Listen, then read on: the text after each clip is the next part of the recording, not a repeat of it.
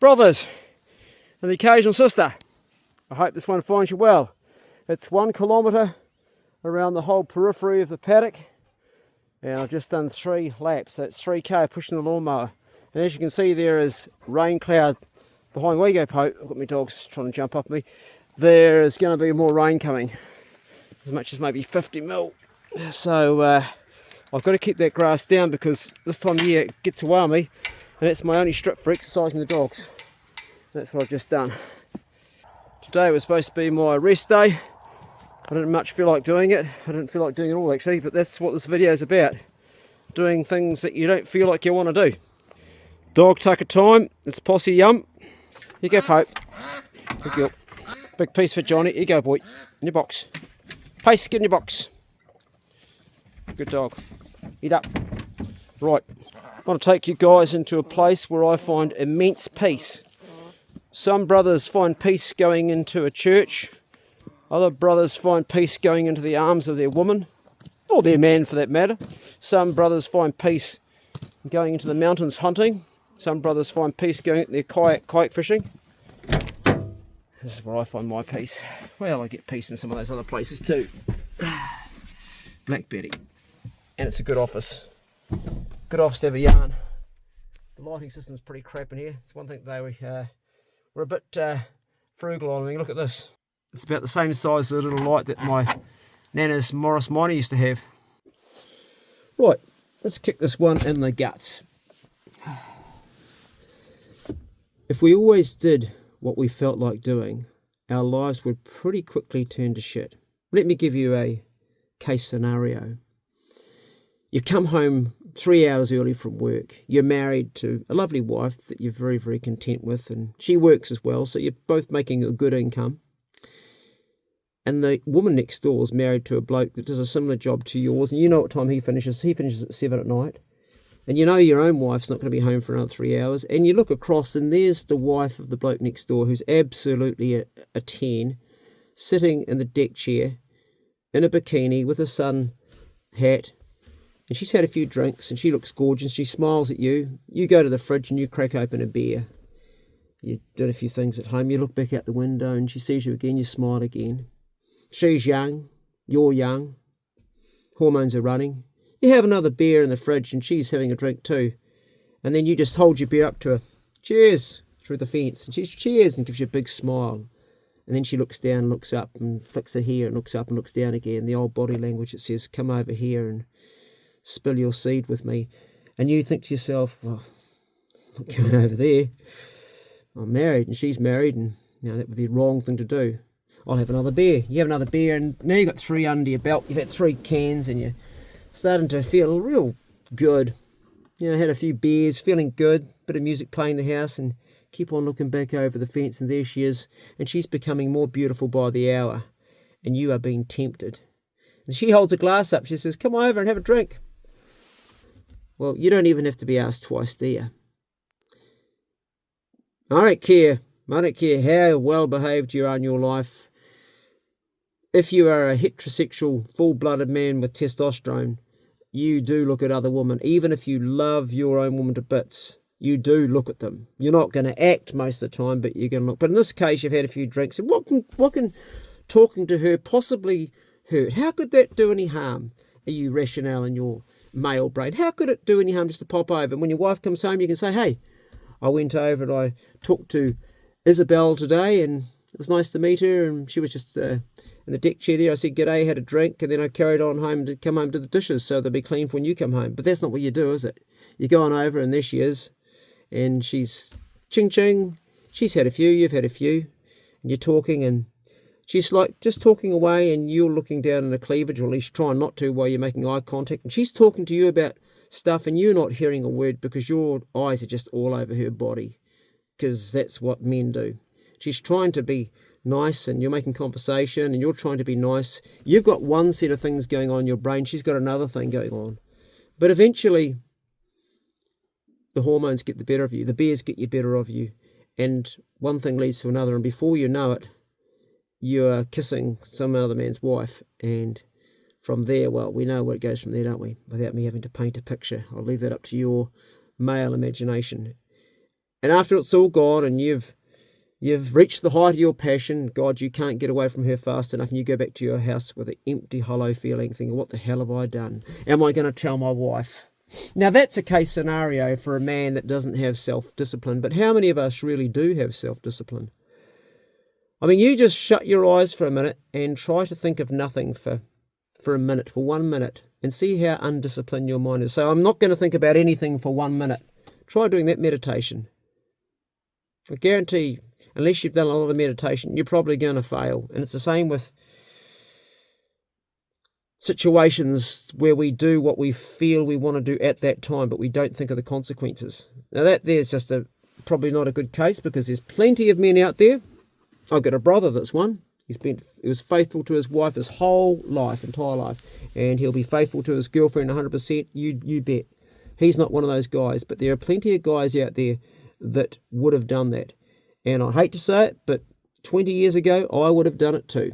Hence, I never got married, because I never trusted myself. This conversation, though, is leading to something more, which is about how we don't achieve the results in our own personal lives because we are ruled by our feelings. Our feelings are brutal when it comes to making us go off track for the track we want. As an example, I run every second day. I go for a run because I'm a hunter, and I also know it's good for my health. But I don't enjoy running all the time, particularly some mornings when I wake up feeling like crap, which is quite regular these days, getting older. I wake up and the bones are sore, particularly if I've been from a hunt the day before and I'm tired. But I make sure that every second day, regardless, I go for that 5K run. This morning I did it. It was actually a rest day this morning, but I'd go for a run because I felt pretty good. And that ensures that you do the job. Because if you let your feelings always stop you from doing something, then you're never going to follow through on what you're setting out for yourself. So say you want to start bodybuilding at the gym as an example. You have to go 3 to 4 times a week, and you have to do X amount of sets. You've got to do it regardless of how you're feeling. If you want to have a certain amount of money in the bank, then you know that you've got to stop spending, and you've got to have income that's more than you're spending.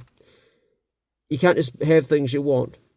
People that have drug problems or alcohol problems, really, this one really tells a tale. Anybody that's working hard and doesn't have a lot to show for it is either spending their money on food or alcohol or drugs or stuff that they just don't need, because somewhere there's more going out than that's coming in, and that's how people get themselves in debt. So you really have to override your feelings. If you're someone that's got a weight problem, and I've been there, man, look at old Clay Tallstory's videos, look at them 5 years ago, 6 years ago, and look how fat I was in the face. Now, I'm a lean person. I've always been very light build, very lean.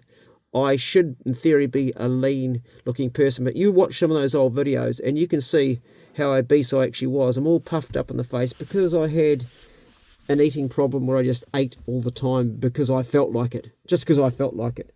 Oh, I feel hungry just before I go to bed, 10 o'clock at night, 11 o'clock at night. I feel like I open up the fridge, what's in there, I eat something. Do it all the time without any thought to what it was actually doing to my metabolic state, to my metabolism, not to mention my overall health, because I was doing what I felt. Every time you do just what you feel, you're actually undoing a part of your own life. Now, the flip side of that is, take tonight, for instance. I've just pushed the lawnmower 3 kilometres. And it's a hilly place on the farm here, so it's like resistance training. Didn't really want to do it, but the rain's coming, and I feel pretty tired after doing it. But I also have a really, really nice feeling of having achieved something. And it's a little bit like defragging the computer in your brain. I've now made space for something good to go in there. Every time you do a job that you don't like, it makes you feel better. Try it. Every time you're in a shitty situation. Now, if you're a brother out there that's feeling really bad right now, and I mean really bad, I'm talking clinical depression or extreme anxiety or fear or shame or guilt or any of the emotions that are bringing you right down low, what I would say to you is, go and do a job for somebody else or for yourself. Go and do some work, something that you don't want to do. Not the thing you want to do. Go and do something you don't want to do. Say there's a lady across the road and she's elderly and she's got a whole lot of firewood that someone's chopped up for on the lawn and it's dry and you know the rain's coming. Just go and knock on her door and say, hey, can I stack your firewood for you, please? Do that one job. You'll go back inside and a number of things will happen. One is you'll forget about that thing that was making you feel like shit. And two, you will defrag a part of your own brain and the computer. When you go back, you'll have more room to fill up something good. Doing the job that you don't want to do is always going to make you feel better. It's always going to make your life better. It's going to empower you. It's going to make you a better version of yourself. And it's science. It actually grows apart in your brain. I was listening to Andrew Huberman talk about it. It actually grows apart in your brain. I wished I'd known this years ago, because I used to always avoid the shitty jobs. What I'd do is I'd put a job off and put it off right to the very last minute. And on the very last minute, I'd then stress and do it. And that there's just causing two things. It causes a rise in cortisol. It makes you a rise in adrenaline. It's not healthy. And you don't feel good. Even when you've done it, you just feel exhausted and buggered. Do the job that you don't want to do first, and you'll feel better. And that might be something as small as making your bed or tidying your kitchen up or pushing the lawnmower 3 kilometres around the farm. Whatever it is. Okay, brothers. Well, bit of a funny one, but I wanted to come out here and talk to you in the truck and just give you a wee thing to take on this Sunday evening. Do the thing that you don't want to do. Stop following your feelings. Put things in place and don't let your feelings rob you. If you want to start doing more and you don't seem to be getting ahead, it's because your feelings are sabotaging it every time, and you're allowing them to by just being soft and follow your feelings. Be a hard man. Go, no, fuck that shit. I'm going to do this anyway, even though I'm feeling crook right now. I'm going to do it. Okay? This touchy-feely, listen to your feeling stuff serves us sometimes, but most of the time it doesn't. Yeah. My 2 cents worth, only my opinion. Some of you out there will totally disagree, and if you do, comment below why you disagree, because I'm always ready to be wrong and proven wrong. That's how I can grow. But that's what I have found out for me.